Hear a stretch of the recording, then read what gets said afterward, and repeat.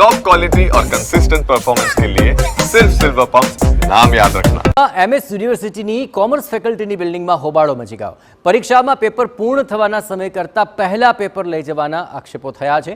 Faculty પ્રાધ્યાપકો દ્વારા દલિત વિદ્યાર્થીઓ સાથે ગેરવર્તણૂક કરવાનો પણ દાવો કરવામાં આવ્યો। કોમર્સના ત્રીજા વર્ષના વિદ્યાર્થીઓની આ પરીક્ષા ચાલી રહી છે। અહીં ઇન્સ્યોરન્સ પ્રોડક્ટ વિષયની પરીક્ષા દરમિયાન આ વિવાદ થયો। ડીનની ઓફિસમાં શિક્ષકો સામે આક્ષેપ સાથે વિદ્યાર્થીઓએ વિરોધ નોંધાવ્યો હતો।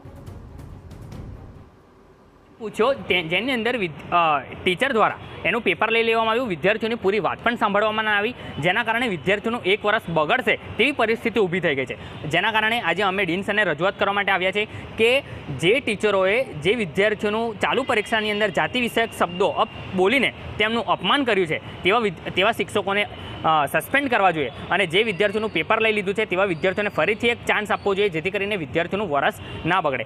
મેડમનો આક્ષેપ છે કે બાજુમાંથી ચોરી કરીને લખે છે, બાજુમાં તો બીજા સબ્જેક્ટનું પેપર હતું તો હું ચોરી શું કામ કરીશ।